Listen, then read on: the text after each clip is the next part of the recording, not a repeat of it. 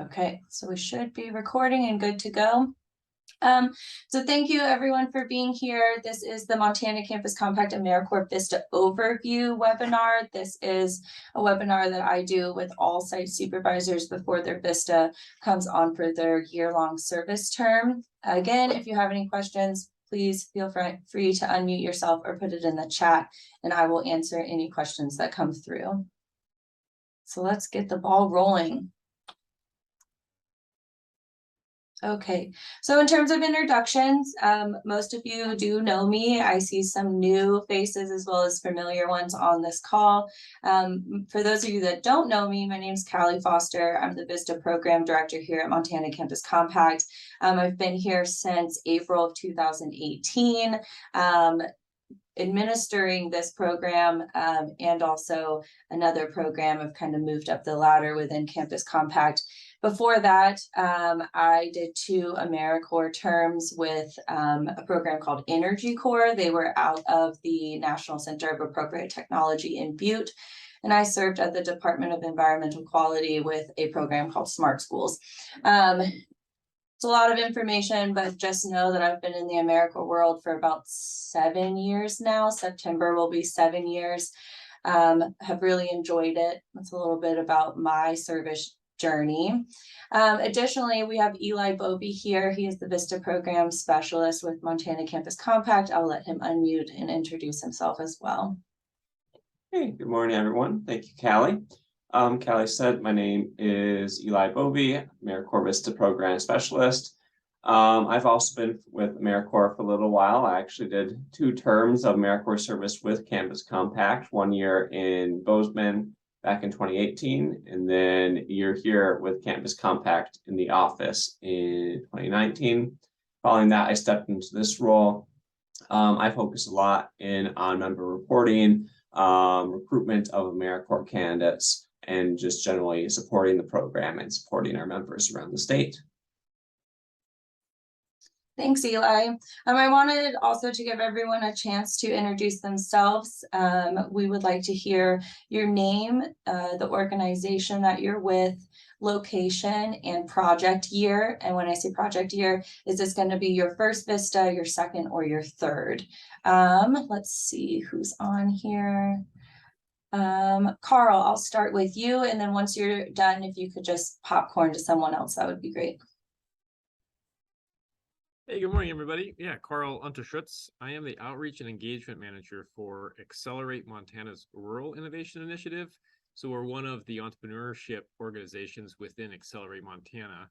And Accelerate Montana is the university's economic development arm, if you will. It's a whole series of economic development organizations inside one big umbrella. And this will be our, well, at least our third since I've been on, but I think there's been some AmeriCorps VISTA's part of Accelerate Montana, certainly before I started 3 years ago.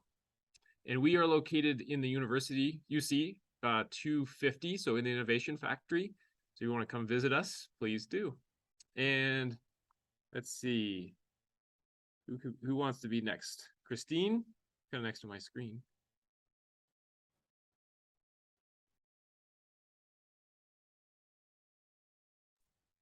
Hi, I'm Christine Martin. I hope you can all hear me. I had to do this from my phone. I am the curator at the Clark Chateau Museum. We're getting a VISTA through our nonprofit, the Root and Bloom Collective here in Butte, Montana. And our organization is located within the Clark Chateau. And this will be our very first VISTA ever. Let's see. And I'm sorry, Callie, I have a hard time seeing participants. I can't really pick the next person. I'll pick. Lorna, how about you? Hi, everyone. I'm Lorna. I am the Executive Director of the Freeverse Project. We are headquartered in Missoula, but we have programming in juvenile detention centers and juvenile inpatient treatment centers across Montana. This will be my first VISTA, but our organization's, I believe, at least fourth VISTA. We've hosted VISTAs for a while, so yeah. Let's go with Larry next.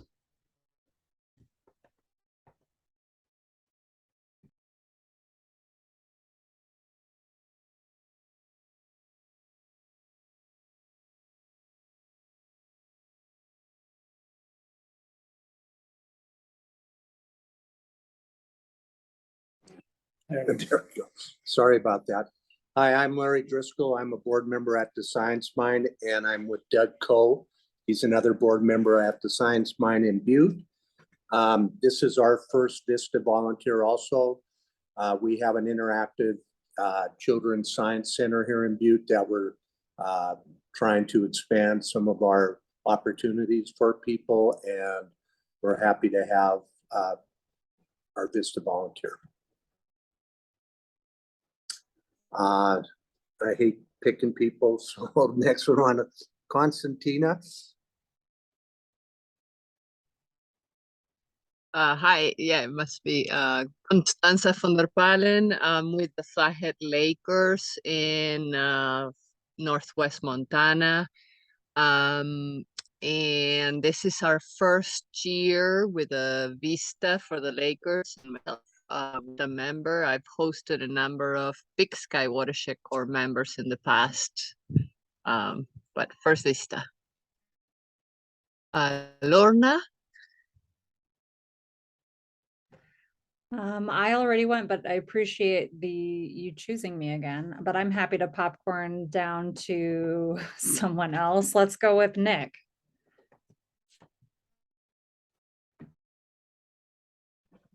Hi everybody. I hope you can all hear me. Unfortunately I have COVID right now, so I'm isolating, but my name's Nick Dorr. I'm with Opportunity Link. We're based out of Havre, Montana. But we cover 4 reservations in the surrounding 11 counties on the High Line. This is our first year having a VISTA through this program. They're going to be focusing on food sovereignty and some food-related business opportunities that we hope to develop up here, specifically focused on the Rocky Boy and Fort Belknap communities. Oh, and then I'll popcorn. I'm not sure who else is. I'll popcorn to Morgan if they haven't already gone yet. Hi, everybody. I'll just pop my camera on for a minute. Can you see me? I can see you. Oh, yeah, okay. I'm in the car. I'm so sorry. I'm on my way home from an appointment with my 8-year-old. So I'll turn my camera off for the safety of driving. But my name is Morgan Flemberger. I am the director of the Women's Entrepreneurship and Leadership Lab. I have the privilege of working with Carl Unterschutz on a daily basis. And gosh, we've had VISTAs since I think I joined what was Accelerate Montana in 2015. So this might be as many as our 7th VISTA. Our whole organization has grown to be multiple and all affiliated with Accelerate Montana. So we have 2 VISTAs coming on this year to focus on outreach and capacity building for the Women's Entrepreneurship and Leadership Lab. And we serve women statewide, and we help women and underserved populations start a business or grow a business. And we actually have a partnership with the Fort Belknap Indian Reservation. So anyway, as there are opportunities for that project to collaborate if you need business support, I know Carl and I work with Indian country a lot. So just as a side note. For the sake of Morgan driving, I will popcorn it to someone else. Sarah, how about you? Yeah, hi everybody. I am also driving back from a community volunteer. I'm pulled over though now. My name is Sarah Stans. I'm the Director of Community Resilience for Park County Environmental Council. We're a grassroots conservation organization, but we also get involved in things like planning and the Housing Coalition and a number of other projects that have that interface and intersectionality between our livability and our place here and protecting our place for people and planet. So this is our first VISTA. We have had 2 years of AmeriCorps and CCC. But yeah, this will be our first VISTA for this year. So thanks. Thanks, Sarah. Popcorn. I need a popcorn. Has Carl gone? I think you might be the last one, Sarah. Oh, okay, great. Yeah. Has everyone gone? I believe You so. missed, did Christina Martin go? Yes. Okay. Okay, so I'm gonna keep trucking forward. Thank you all for introducing yourself. And as Morgan mentioned, I do think there is a lot of room for some, collaboration amongst the cohort members, and we'll help foster that collaboration as well for your members during their term of service. So I'll just keep going. So as you heard in the introductions, VISTAs are serving all over the state of Montana. We're pretty heavy in the western side. As you can imagine, that's where most people live in the state, but we are really trying hard to expand our programming into eastern Montana as well.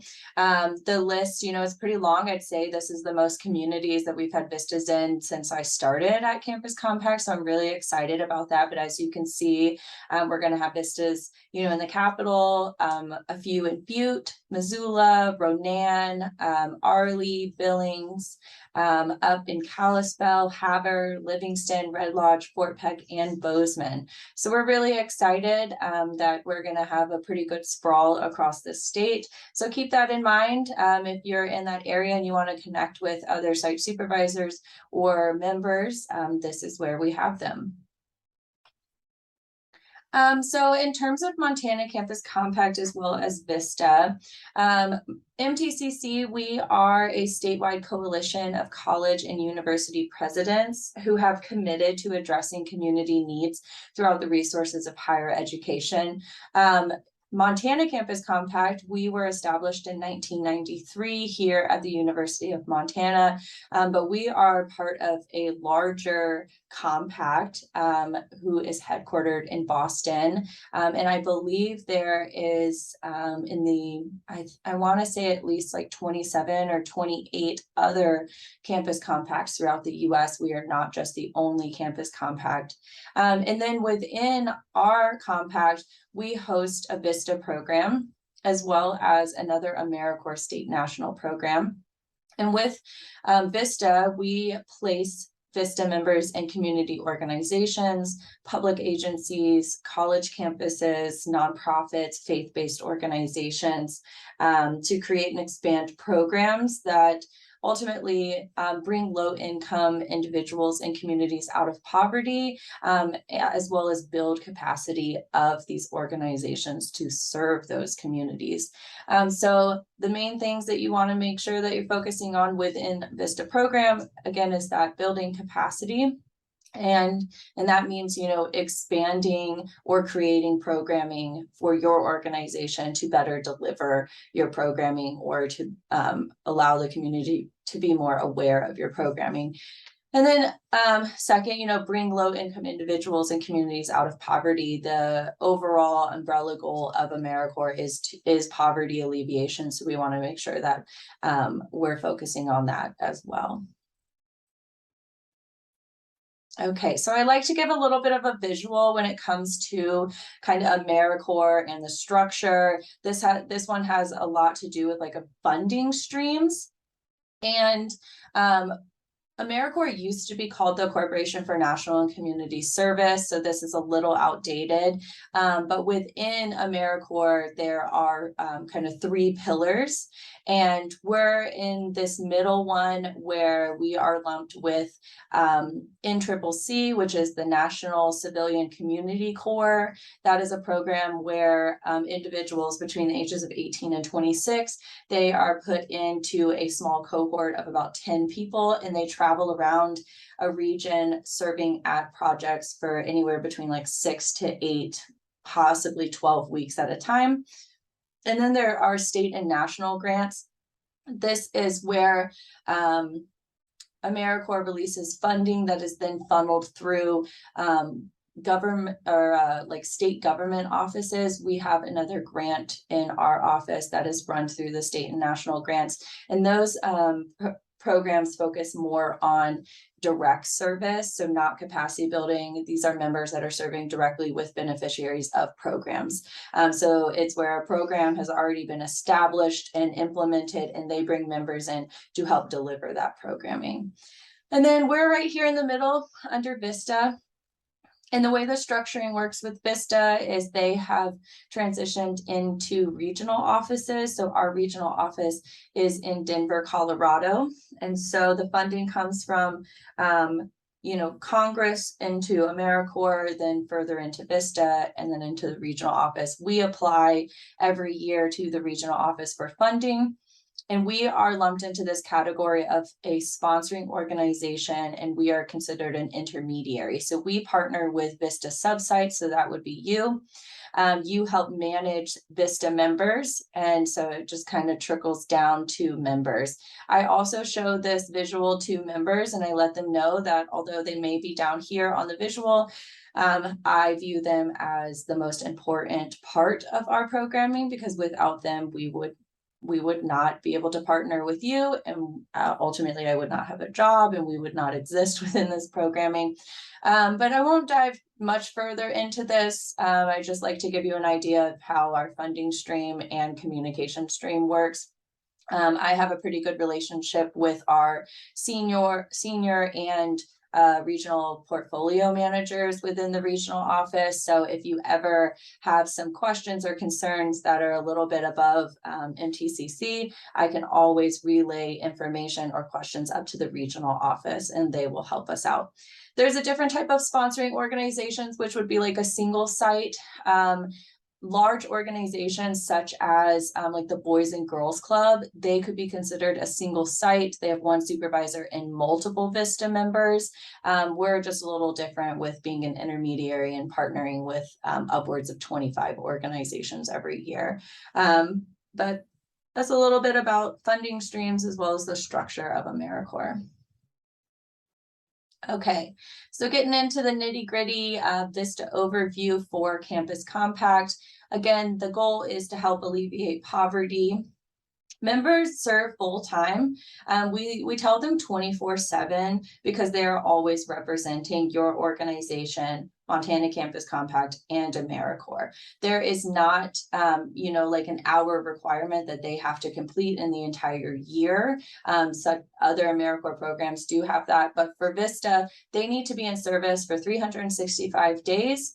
And they need to be able to serve full time. So when I say this is not a 9-to-5 job, our expectation is that the scheduling that you set with them could possibly be after 5 p.m. some days or on the weekends. So they need to be flexible and able to serve, pretty much at any time. But on the flip side of that, our expectation is that your member is not serving more than 40 hours a week. They do not receive, they receive a modest living stipend.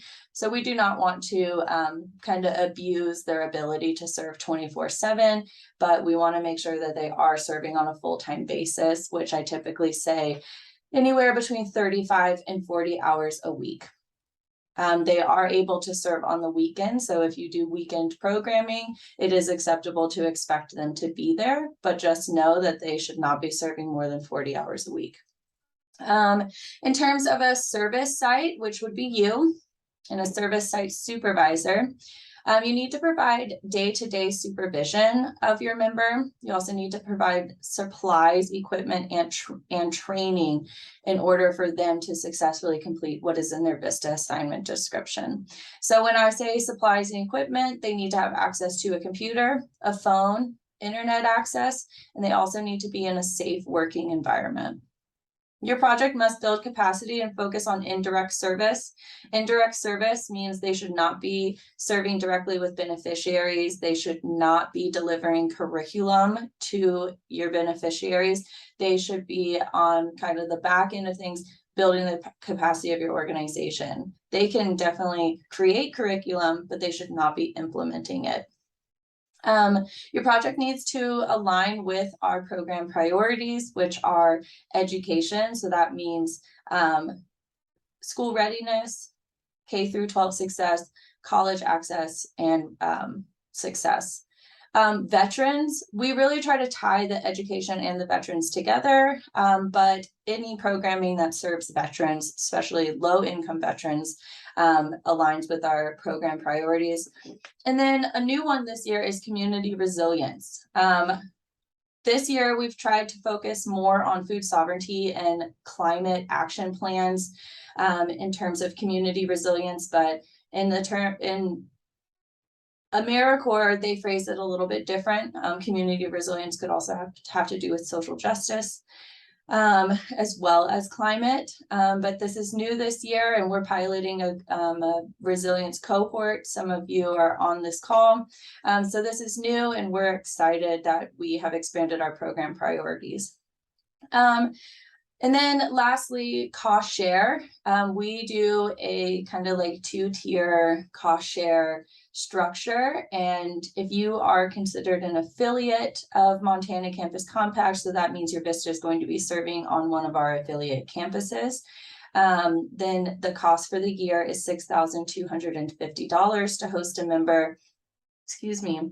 And if you are a non-affiliate, the cost is $8,350 per member. Also, if you have submitted a cost share fee waiver request, just know that I am working through those. So don't be alarmed if this cost is different than what we have discussed. Okay. Also, feel free to unmute yourself, ask me to pause. I'll answer questions if anyone has any. Hi, Kelly. This is Larry Driscoll. Do you have any idea when an organization will find out if their fee has been reduced, just timeline-wise? Yeah, thanks, Larry. So I was hoping to have that information out by the end of last month, but due to being stranded in Oregon for the last 2 weeks, I was a little bit late on that. So you should hear from me no later than the end of next week. Oh, great. Just due to vacation timelines and whatnot for folks in our office, we've had to push back that meeting a few times. So I'm a little outside of my timeline goal, but just know I will be communicating with you within the next, I want to say 10 days. Oh, no problem at all. Thanks, Callie, Larry. this is Doug Coe. A related question. When we finally do know what the fee will be, when will that be due? So typically we set a deadline of, well, in your MOU, you were able to select if you wanted to pay in full or if you wanted to pay in quarterly installments. And so when we send out an invoice, there'll be a deadline on it based on what you selected in your MOU. I don't know off the top of my head, but we're more than willing to be flexible on payment plans, or if you want to pay in full at the beginning or, mid-service. But as long as we get the cost share fee before your member exits service, then we're usually okay. We're pretty flexible with it. Thank you. Okay. So if there's no other questions, I'll get rolling on the VISTA assignment description. So you may remember months and months ago when you applied to host a VISTA, you had to complete a VISTA assignment description. So this was kind of a grid where it outlines the overall goal and the objectives and the member activities for your VISTA. So thinking back to that, the VISTA assignment description is meant to be, a position description for each VISTA. It's meant to provide a little bit of like a roadmap with some good milestones on it. And it's a way to kind of break down what their specific objectives and activities for their service year should be. We will train them on their VISTA assignment description. We have a whole session planned to go over it and really outline for themselves what they can expect and how they will understand their VISTA assignment description. We also call them VADs. So if you hear me mention a VAD, I mean a VISTA assignment description. Again, it describes the VISTA's role, including the overarching goal. And the great thing about a VISTA assignment description is that it can evolve to fit the VISTA members and the project's needs and, expertise and interest. So this is a living document. It is not set in stone. So if you need to make any sort of updates to it, based on, your circumstances changing, your funding changing, anything like that, we can always revise the VISTA assignment description. It just needs to be approved by myself and then the VISTA regional office, and then your member can start working on those new objectives. So I put a VAD sample up here. When we give your VISTA member their VAD, it will include a box at the top with a lot of information that really doesn't pertain to, your VISTA member or you. It more of outlines just the project name, project number, project period, site name, focus areas. This is information that the VISTA regional office or AmeriCorps in general has on every VAD. So if the project periods don't align with the service term, please don't worry about it. The project period has more to do with our grant period. And based off of fiscal years, grant years, all of that, it may look different. So you can just disregard what's at the top, but what is really important is, the meat of the VISTA assignment description down here with the overall project goal, objectives, and member activities. I like to add tips throughout this webinar. So in terms of your VISTA assignment description, tip number 1 is VISTA members are most successful when their supervisor understands and follows the VAD. You want to make sure that what is in the VAD is what your VISTA member is working on. We drill this into your VISTA member's head, so we need supervisors to also understand that what is in this VAD is what they should be working on. They should not be deviating outside of the VAD, and they should not be doing direct service during their service term. I put it down here at the bottom that VISTA members are prohibited from working on objectives or tasks outside of their VAD. So if there is something that comes up that you want your VISTA member working on, please make sure that you review it with me, because we need to make sure that we are in compliance with programming and grant requirements. Again, as I mentioned on the previous slide, if the VAD needs revising due to project changes, just contact me. I'll walk you through the process. It's pretty simple. It's just a matter of making a copy of your VAD, deleting the things you want to get rid of, and adding the new objectives. And then I just get in on the back end of the AmeriCorps system, submit the new information, delete the irrelevant information, seek approval from them. It's usually approved within 5 days or so. And then you're good to go. Any questions about this assignment descriptions?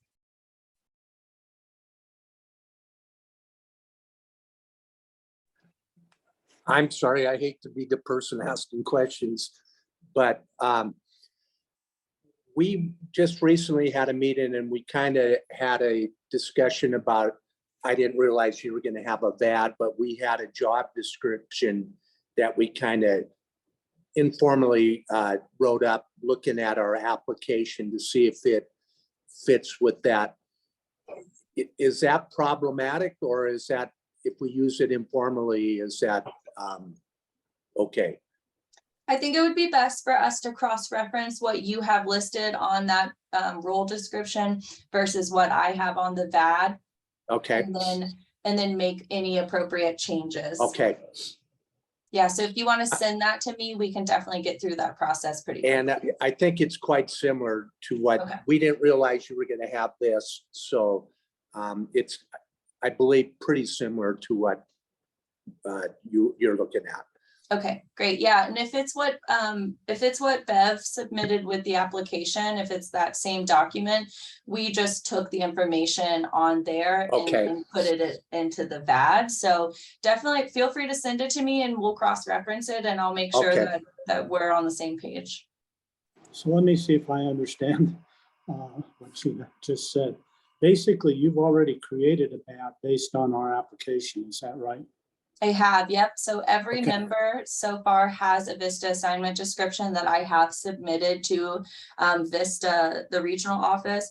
It has been reviewed by our portfolio manager and approved. I'm going to send a recap of this webinar to everyone, and I will send everyone their VAD.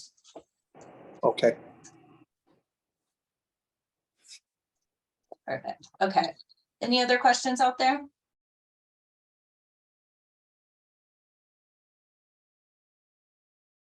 No? Okay. So community and campus partnership, this is something that you also may remember from your application. And this is a requirement for VISTA projects. I know some of you are still kind of nailing down who your partner is, whereas some of you have, you know, strong partners with either a community organization, excuse me, or a local campus. So a campus or a community partnership is required for a VISTA project. And you may be wondering, so do I need a campus or a community partner? So the easiest way to think about this is if you are on a university or college campus in Montana and you are seeking a VISTA, you need to have established a community partner that you are going to allow your VISTA to work with throughout their term of service. And then on the flip side is if you are a community organization and you are not housed on a college campus, you need to identify a campus partnership. And this should have been done during project development. If it has not, then it needs to be something that you are currently working on, or it needs to be built into your VISTA assignment description for your VISTA to strengthen or create a partnership.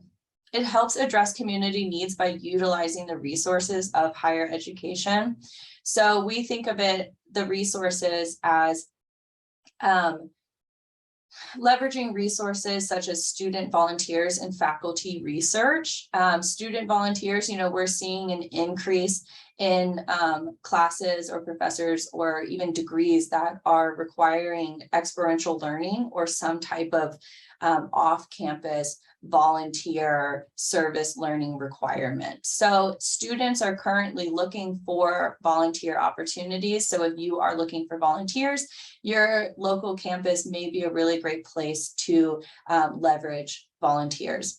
Faculty research, we've seen VISTAs partner with faculty or professors, and they've been able to get, you know, pretty much like pro bono consulting or research, or if a professor is currently working with like a grad student, they've connected them with grad students to help build the capacity of your organization.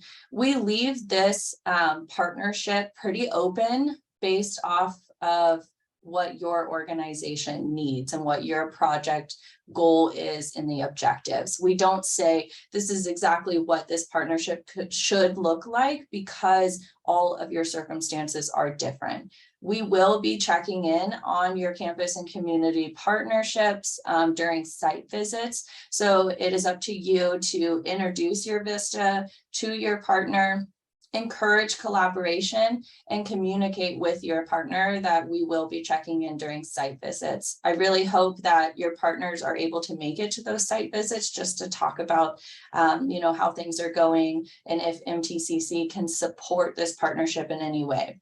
If you are starting from scratch, those first year sites out there, If you are starting from scratch and you don't know exactly where to start, please contact our office. We have an advisory committee in place, and these members are faculty, staff, or representatives of the 17 campuses that are a part of Montana Campus Compact.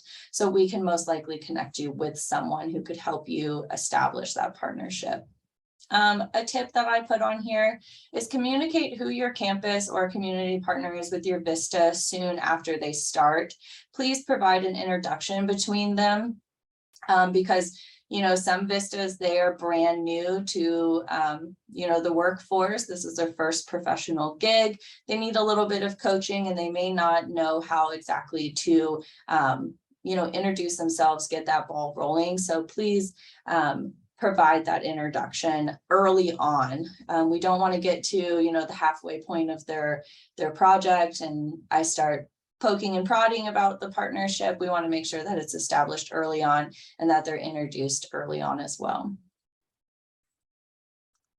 Okay, so getting further into other requirements for VISTAs. During their term of service, we require a few things from them every month, and one of them is a monthly work plan. So they create monthly work plans to outline SMART goals for the month. So SMART goals are, these are goals that need to be specific, touch on the who, the what, the where, the when, the why, the which, and then they need to be measurable. Where are you starting from? Where are you trying to end up? How can you track that progress of this goal? Really, they also need to focus on how attainable are they? Is the goal reasonable enough to be accomplished? They also need to be relevant and worthwhile. And then they also need to be timely. There needs to be deadlines on these goals. Is it going to take, the month, or is it going to be an ongoing thing? Make sure that there's a deadline. Please, please, please review these work plans with your VISTA member each month before they submit them to us, because we want everyone involved to be on the same page. And because I'm not there every day with your VISTA member, this is a good way for me to kind of track where your VISTA is compared to their VISTA assignment description. This also lets me know if there's any indicators of direct service or if your member needs support. If work plans are submitted to me and they're really vague, then I'm going to wonder, well, what is this person spending their 35 to 40 hours a week of service on? And then your member will submit this to MTCC each month. So it is a requirement. Please, check in with your VISTA on these monthly work plans, make sure that they are submitting them to us. If they're not, they will be receiving emails and phone calls from me, and I might possibly get you involved as well. So that's the first required document that your VISTA needs to submit to us every month. And then there are daily activity logs. So when I say activity logs, it pretty much just means a timesheet. But over here, I guess we like to get fancy with titles of documents. But an activity log is a document that is submitted to us on a monthly basis. They log their hours, activities, as well as personal and medical leave on this form.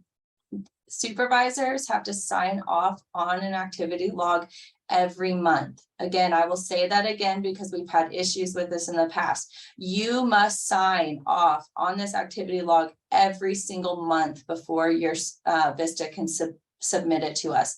This year, I've changed the requirements a little bit. I will not be accepting electronic signatures any longer. It needs to be an original signature. I need you to view this every month in a physical form, sign it before it is sent to me. Your VISTA will submit it to us every month, so you do not need to.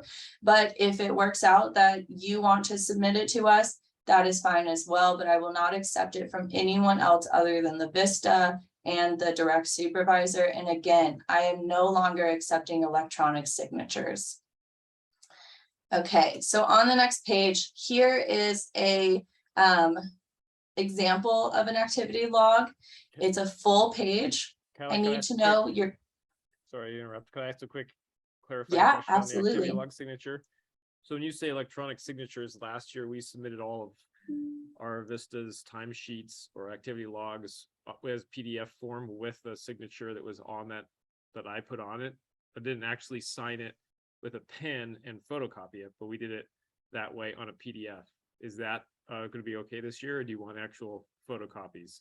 I want original signatures and photocopies. I've run into some issues with members forging their supervisor signatures, and to mitigate any chance of that happening moving forward, I will not be accepting anything that looks like it was an electronic signature that was just like copied or pasted. I need the original signature each month, so I want a photocopy of it. Also, Carl, if you want to sign it and then have your VISTA walk it over to our office, that is fine, or I could come and pick it up, whatever makes it easier, but I am not accepting any sort of like photocopied signature. It needs to be signed each month with a pen. Got it. Okay. Yeah, sorry if that causes some inconvenience, but at this point, I'm just trying to mitigate, any chance of forgery. Sure. Quick idea there would be that if we do this at university where we submit our timesheets electronically, but then the supervisor emails saying that this is approved using their email and their email signature, so then they know they have actually signed off on that particular time card. Just a suggestion, but yeah, Carl, I'll definitely chew on that. I think that could be acceptable. But I would need to figure out the process of saving it and making sure that I have accurate records of that. But if you want to talk about it outside of this, absolutely, okay. I'm open to that. But any sort of, if it looks like it's drawn on with what was it? Like electronic pen or something. Yeah, or if it looks like someone just like changed the font and then typed it in, there's no way for me to prove that the member didn't just type it in or copy and paste your signature onto it, because that is an issue that I ran into a few months ago, and I'm just trying to reduce that as much as possible, because I want to make sure that we don't receive any sort of disallowance from VISTA. Got it. Well, we will do hard copies to you. Okay. Till we hear otherwise. Okay. Thank you, Carl. Okay, so this is an example of an activity log. We'll train your member on it, but the things that I want each of you to be looking at is, does it have the member's full name, the month, and the year? For each week, we're going to train them on, they need to put the time that they started service that day and the time they ended service and total hours. We want to see some bullet points of what they were working on each day. It does not need to be a paragraph or super wordy, but we need to see at least 3, 4, upwards of 5 things that they're working on per day, so we know that if they're counting 8 hours, that there is a chance that they were actually working 8 hours or serving 8 hours. And then we want the total of hours in this box. And then you'll see that there is a line for exceptions. P means personal, M means medical, and E means emergency. These are the leave days that they will receive. And you'll want to confirm that if they took personal leave this week, that you are aware of it, that they communicated it to you, and that it is noted on their activity log. It goes week 1 through week 5, because some months have 5 weeks or so. And then we want to know their total personal leave for the month and total medical leave for that month as well. If your member is taking emergency leave, you need to know of it, and I need to know of it as well, because it has to be pre-approved by our office and the AmeriCorps office. Emergency leave is kind of a rare thing that is allowed throughout their term of service, but they should not be taking emergency leave without our knowledge. And then At the very bottom, I need your VISTA to sign it and date it, as well as your signature and the date that you signed it before it is submitted to us. If your VISTA member submits an activity log without your signature, I will be sending it back to your VISTA and to you and letting them know that this activity log is not approved until I receive an original signature from their supervisor.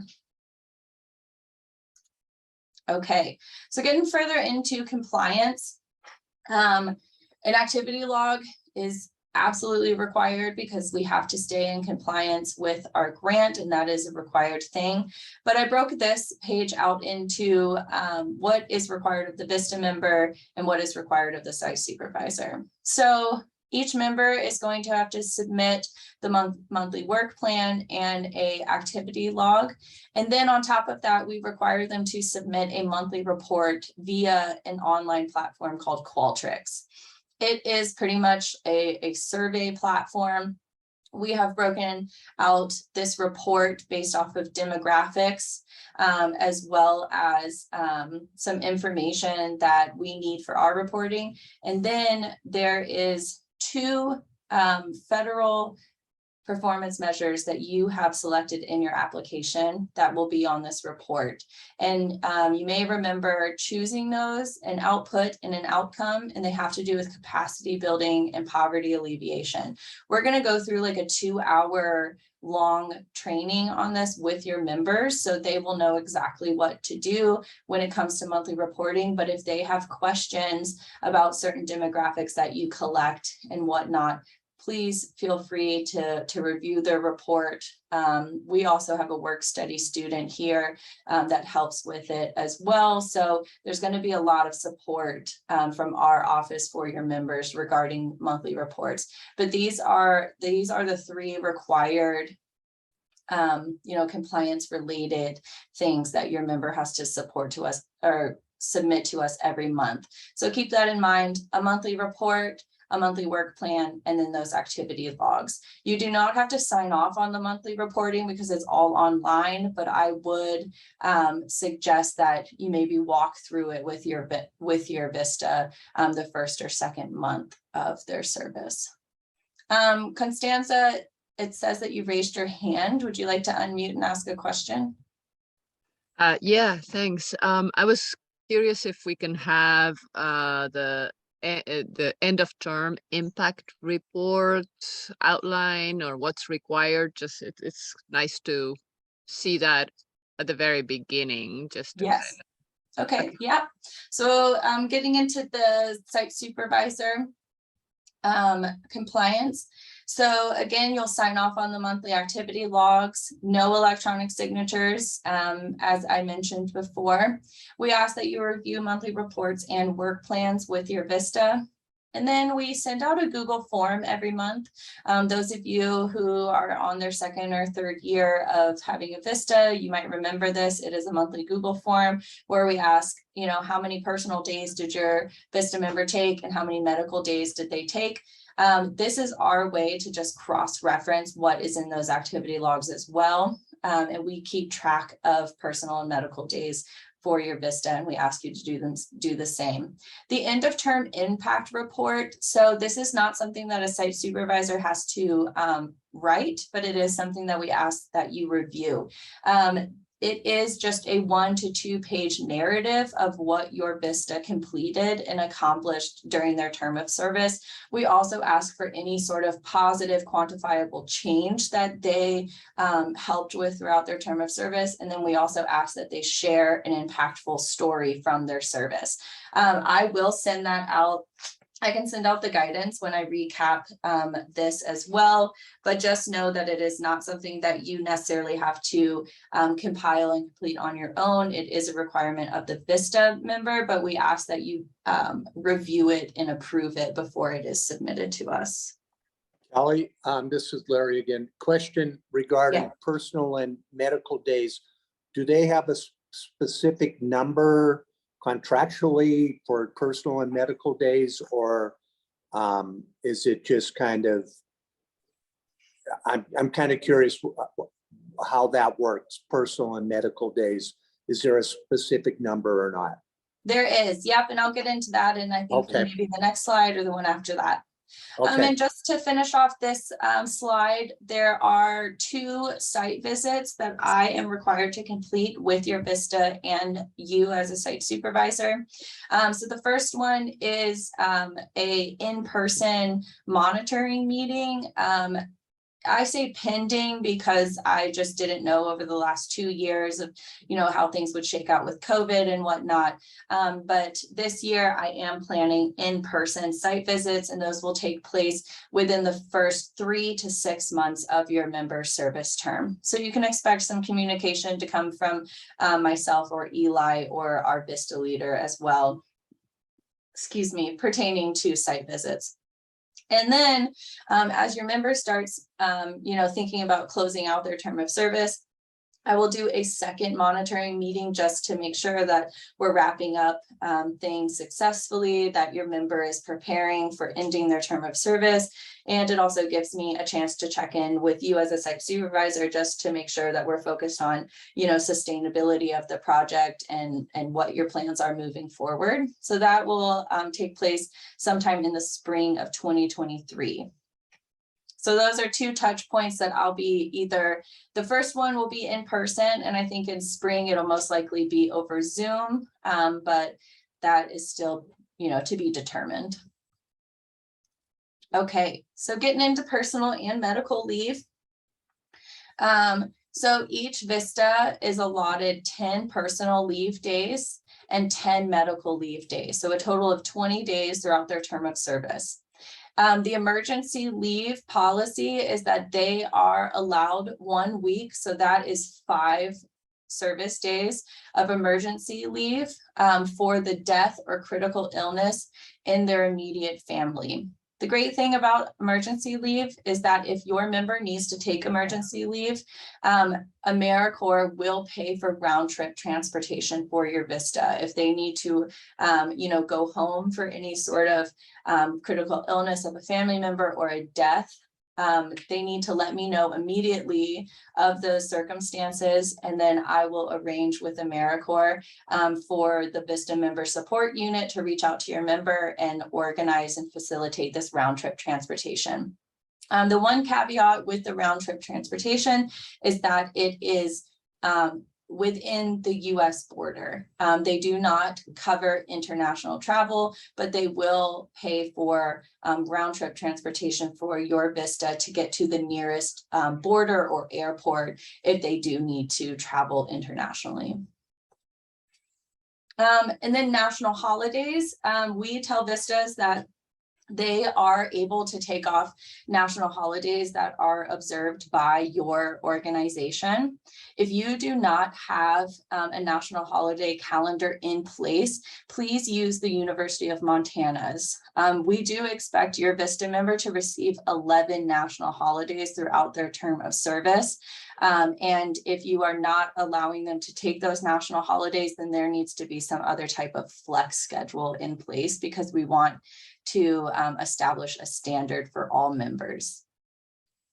And so national holidays, we call them bank holidays. So that would be, Christmas, Thanksgiving, 4th of July, Election Day, MLK, Veterans Day, whichever national holidays your organization takes.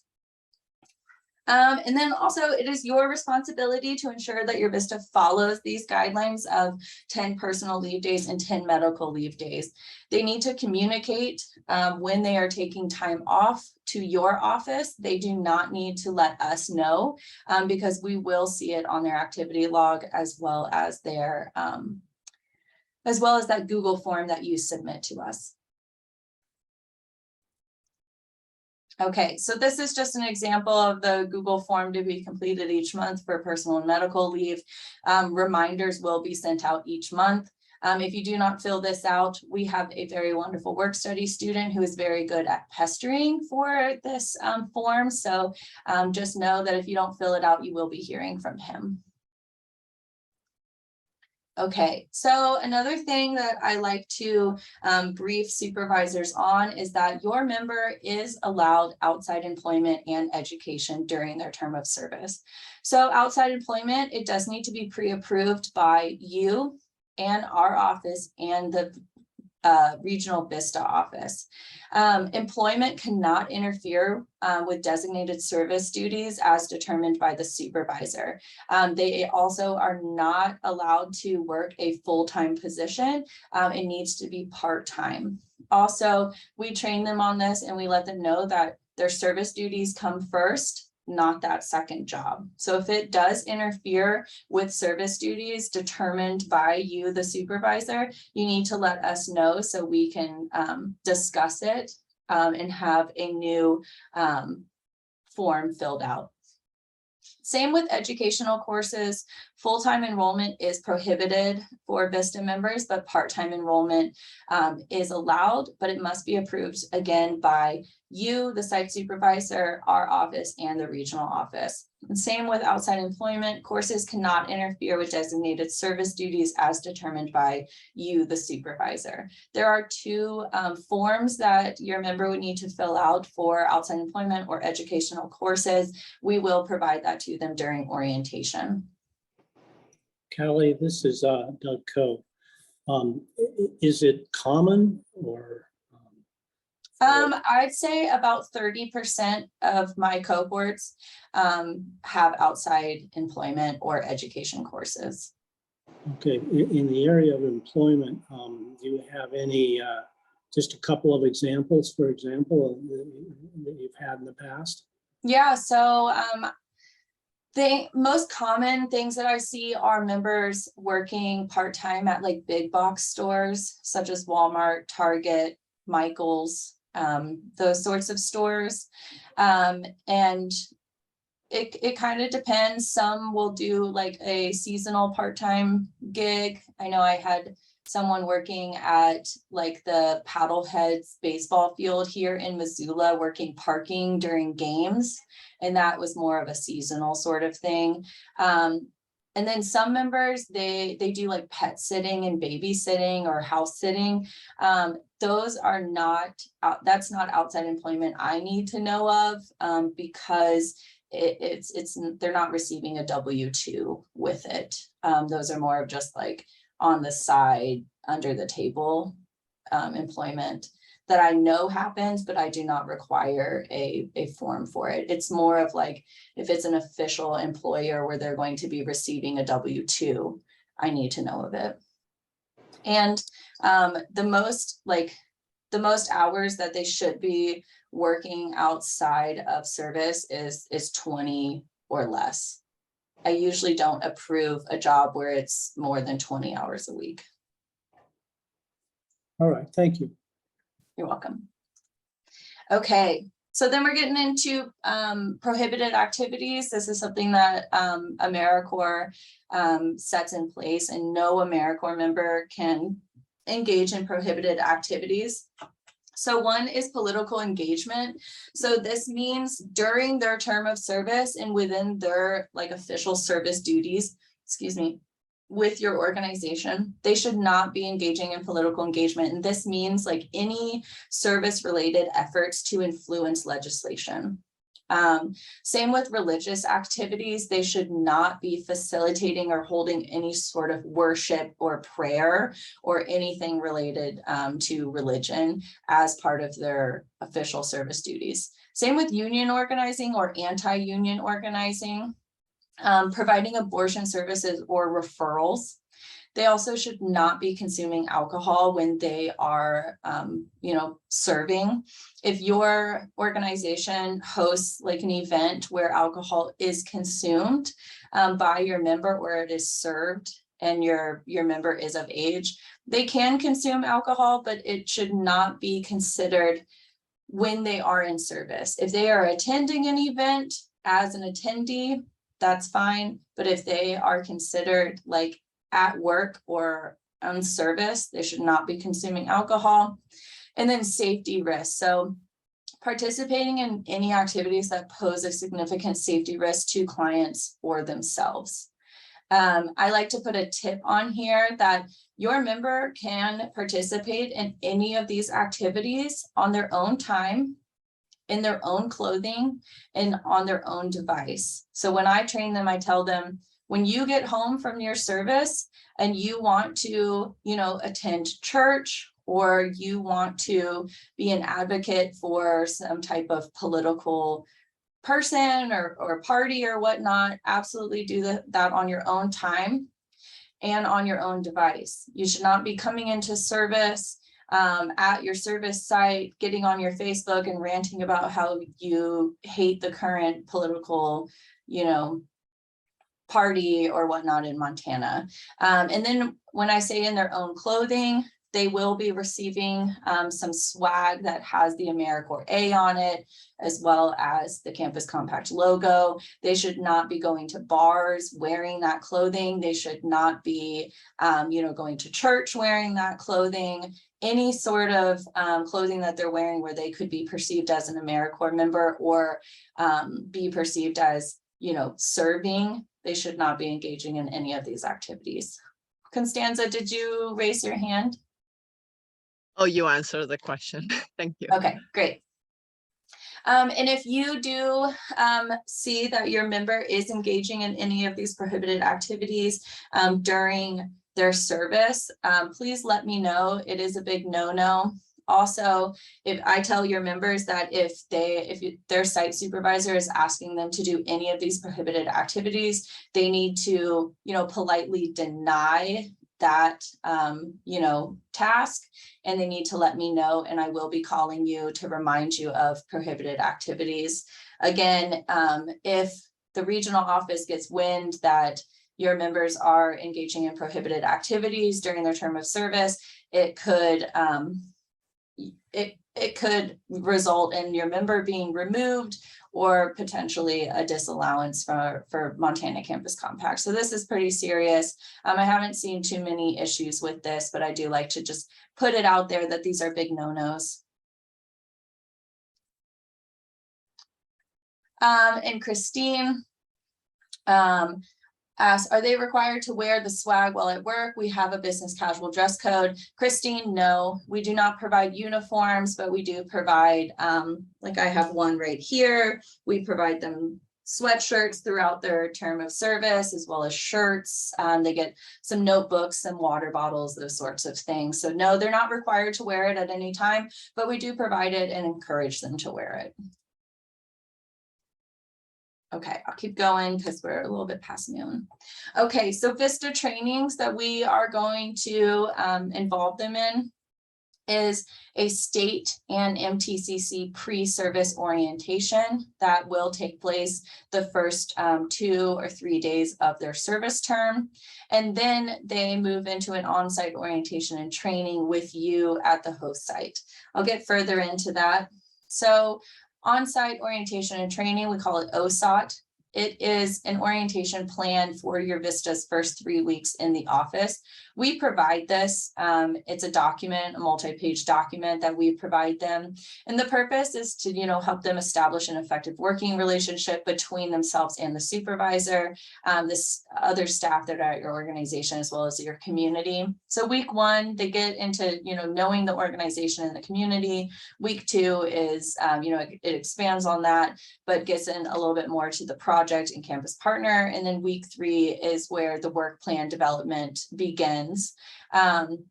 We also send out a supervisor and VISTA questionnaire, and we ask that it is completed within 30 days at the beginning of the service term. With this OSOT document, you really, as a site supervisor, need to be thinking about intentional orientation and training for your member, especially during the first week within the first 3 weeks of service. Most members, they have moved across the country to serve in Montana. They may be right out of college, and they may need a little bit of coaching. So really planning intentional orientation for them within the first 3 weeks to a month of them being at your office is really important for member retention. We want to start their service term up, setting them up for success. There's another question. What phone can I call if my Zoom gets disconnected? Let me take a look.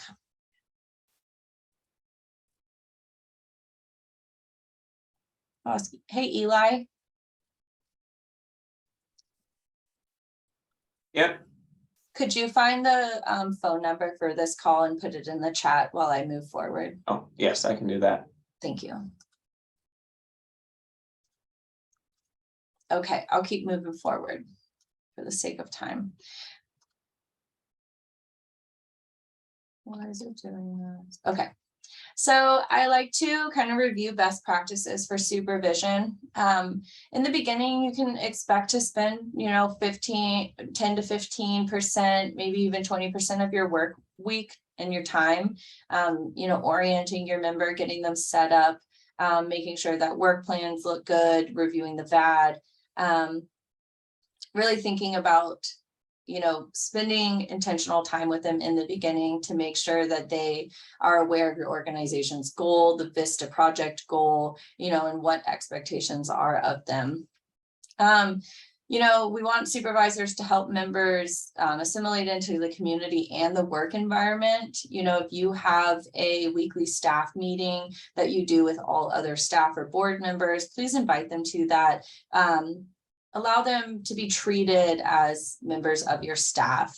And also remember that they may be brand new to Montana and they may need a little bit of assistance kind of getting getting to know the culture and the community. If there are some really great community events going on, please let them know of it. If there's a local farmers market, if there's just some cool things to see around your community, please let them know what to check out. Also, members may require some professional guidance. I'd say, the age range of our members are anywhere between 21 and 25, and they may be very green to the workforce and they may need a little bit of professional guidance. Please provide, some constructive feedback for them. And then again, treat members as staff. I also like to put this link down here that AmeriCorps has provided. And if you're wondering kind of what your supervision style is, feel free to visit this website to kind of take a little quiz to figure out what your supervision style is, just so you can understand how best to support your member. Thank you, Eli, for adding that in the chat. Okay, let's keep going. And then, site supervisor influence. We've seen over the years that our strongest sites have supervisors who really take responsibility for the VISTA project. They communicate regularly and take time to meet with their VISTA member. I highly encourage you, very, very strongly encourage you to set a weekly meeting with your member. Even if you don't have much to talk about on terms of like service tasks and what not from week to week, if there's a much larger project, please set some time, even if it's just 15 minutes to a half an hour. Take time to meet with them, give them your undivided attention, talk about what they have going on within service, but also they may need some time to talk about what they have going on personally as well. Really, we just want members to feel like they matter, that they are cared for, and that you appreciate them being there. Invest in your VISTA's professional development. If you have some extra funds for professional development or to send them to a conference or whatnot, please remember that it would only benefit the member and the project. We've seen strongest site supervisors are the ones that also understand that they need to mentor the VISTA a bit. And those who appreciate the purpose of a VISTA. We want you to treat them as staff, but we also need you to understand that these are folks who have committed a year of service, living on the poverty line, making very minimal wages and a modest living stipend, and that they have sacrificed a lot to do service with your organization. Also, I ask that you understand, that there are some neurodiversity exists among VISTA members as well as all people in the world. So you want to keep in mind that even if they do not directly disclose that they are neurodivergent, that you need to be flexible with them. We'll get into that in the next slide. You know, neurodivergency is kind of a new thing that is coming up within, you know, our DEAI initiative here in the office. And we just want to communicate that with you as well, that, you know, the neurodivergent population includes individuals on the autism spectrum, individuals with you know, ADHD, dyslexia, bipolar, Tourette's, and several other learning, intellectual, and development disabilities. These are not just folks that have mental health issues like anxiety or depression. So we recommend that you support your VISTA who could be neurodivergent by, you know, exploring alternative ways of communicating with them by delivering information, whether they may be better face-to-face or over email. Be flexible. If they do disclose that they are neurodivergent, understand that you might need to be flexible with deadlines, as well as, you know, the way they work, the work environment that they work in, and be prepared to be flexible. Also, you can keep it brief. Some folks, they need just small chunks of information to get something done, and, you know, don't overload them with things, kind of keep things brief before moving on to the next task. Recognize their potential, especially folks that are on the autism spectrum. They may have different ways of learning and, you know, taking in information, but recognize that they also have these really specialized strengths. Also be aware if someone does disclose the information, you want to be aware that you may need to treat them differently. Also be informed. There's a lot of information out there about neurodiversity within the workforce. Also, like LinkedIn Learning has some really great resources. At the bottom of the page, I put something here about how VISTA members can request formal accommodations from their service site and our office. Because we are housed here at the University of Montana, we do have a formal request process through our human resource department. And our office will work with HR and you to provide reasonable accommodations. You don't have to go at this alone, but we do want to make sure that, you know, we are providing reasonable accommodations for members who feel comfortable enough disclosing that they need accommodations. If they do disclose these accommodations through the University of Montana, we have a specialist that we work with here. She will work with the member, our office, and you to make sure that we are supporting your member as best as we can. Okay, so helping your VISTA member, what can you as supervisors do to support your member? If you have not been approached about this already, you know, assist in locating housing. We all are aware that there is a housing crisis here in Montana, and because members, you know, receive a modest living stipend, it could be more difficult for them to find housing. So you could also provide food or gifts. You cannot provide cash to members. This slide is actually outdated. You can provide gift cards to members if you would like to assist in anything such as like gas or food. If you have agency logo apparel that you give to staff members, you know, please feel free to give that swag to your VISTA member as well. Any sort of promotional items. You know, they like receiving some good swag. So if you have anything like that, you know, consider giving them one of those. And then also providing recognition for them. If you send out a newsletter, include them in the newsletter. If you want to introduce them over your social media, please do that. Also recognition throughout their service term. If they work really hard on something, you know, just provide either some formal or informal recognition. We want members to feel appreciated, because when they don't feel appreciated, they're more likely to leave service, because as we all know, they receive a pretty modest living stipend. So recognition and appreciation goes a long way, and it also aids in member retention. I'm almost done, I promise. I'm probably not going to have y'all go over what your orientation will be, because we are right at 12:15. But I will say, if you're looking for resources, there is VISTA Campus is what they call it within AmeriCorps. You can find it at vistacampus.gov. And this is where you'll find the VISTA Supervisor Manual. So this Supervisor Manual is more meant for folks that are in my capacity or in my role, but the information is relevant to you for you to at least understand what is required of me, And then there's a VISTA member handbook. This is information that is provided to members, and it's really great because it kind of just goes over policies and benefits that members receive. They do have access to this through our office, and we encourage them to read it, but it would be good for you to also know what is in the VISTA member handbook. Also on VISTA campus, there are webinars, and as well as some on-site orientation and training, as well as a supervisor Q&A. These webinars, they're pretty vague, but they can be helpful. There's even ones that focus on things such as grant writing, community assessment, things that are relevant to their service. Okay, and then one of the last things I want to mention is, you know, we encourage you to highlight and acknowledge national service. You can share great stories and photos of your VISTA members. Working with MTCC and within your community, we really enjoy receiving highlights, photos, social media posts, press releases, blogs, anything. We then share it on our social medias, but then what Eli and myself do is we send it up the chain to our regional office, and because they are kind of far removed from our members, they enjoy seeing this as well. We've even had members show up on the overall national AmeriCorps social media, which I think is a really great way to show appreciation for members.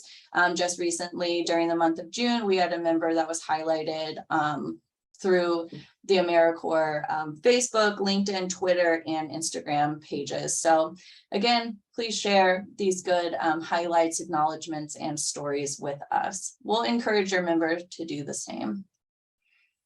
Okay, with COVID, so things haven't really changed on the AmeriCorps side of COVID. There are some great policies in place, but I do want to communicate that the health and safety of our AmeriCorps VISTA members is our top priority, as well as AmeriCorps' top priority. And they say that what health and safety looks like for members varies by individual circumstances, which is why members are in the best position to determine for themselves if they can serve. And as a general principle, members who elect not to report to their service site should teleserve. Right now, we do not have any members teleserving, but just know that it is an option. Also, when it comes to COVID best practices, if your member prefers to wear a mask while they are in person at your organization, they have every right to do so. We have run into some issues in the past 2 years about proper PPE and COVID policies. If you have different COVID policies other than what the state of Montana or the CDC have sent out, please brief your VISTA on those policies. But just know that they are able to teleserve, as well as if they require any sort of PPE, they are allowed to wear it no matter what.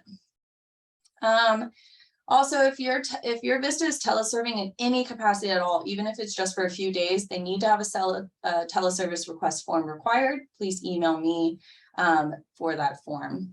Also, if your member is teleserving, we must confirm that they have appropriate equipment, computer, internet access, phone, and a safe environment. Okay. Again, if your VISTA is reporting to your site, you do have to provide a computer, internet, phone, a safe working environment, and access to the proper PPE. I like to put on here that communication is key when it comes to this, and it is your responsibility to prepare them for COVID procedures and scheduling. I also ask that you be flexible. Some members come into service with pre-existing conditions, and so we need to be cognizant of that. Okay. I know I'm over time, so feel free if you need to skedaddle, you can definitely do that. I apologize for going 5 minutes over, but this should be my last slide. I just wanted to highlight the timeline of the first several weeks of service.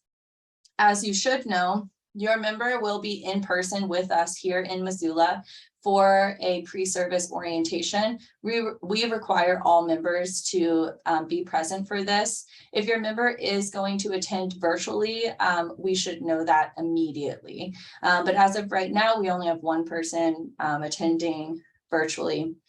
And then with resilience cohort VISTAs, you should know if your member is a part of this cohort, they will stay for 1 extra day of orientation. They are going to receive specialized orientation from the National Center of Appropriate Technology, who we have partnered with. On-site orientation should take place the first 3 weeks of your VISTA service term. So that is August 18th through September 8th. This is that 3-week really intentional time to orient them and train them and get them well-versed on what your organization does and what your project is. I will be scheduling out program director and site supervisor check-in calls throughout this month and September. So please keep an eye out for an email from me to set up, a quick chat about how things are going, the first month or two of your member service term. Okay, and with that, I am done. Again, I just want to reiterate that I am here to help and support you and your VISTA members throughout this entire process and their service term. That is my email and my office phone number if you need to get a hold of me. And then I believe Eli's was on the first slide. Again, I will be sending out a recap. Things I will be sending out in that email is the recording of this webinar, the slides. I'll be sending the on-site orientation and training document, a copy of the activity log. I'll be reminding you of orientation. I will also be sending out a program calendar. You will each receive your members' VISTA assignment description, and I will also be sending out the end of term impact report guidance. I am more than willing to stay late on this call, so if anyone has any questions, feel free to unmute. But if not, I want to thank you all for being here. I really appreciate you partnering with our organization as well as supporting a VISTA for this upcoming service term. Thanks, Callie.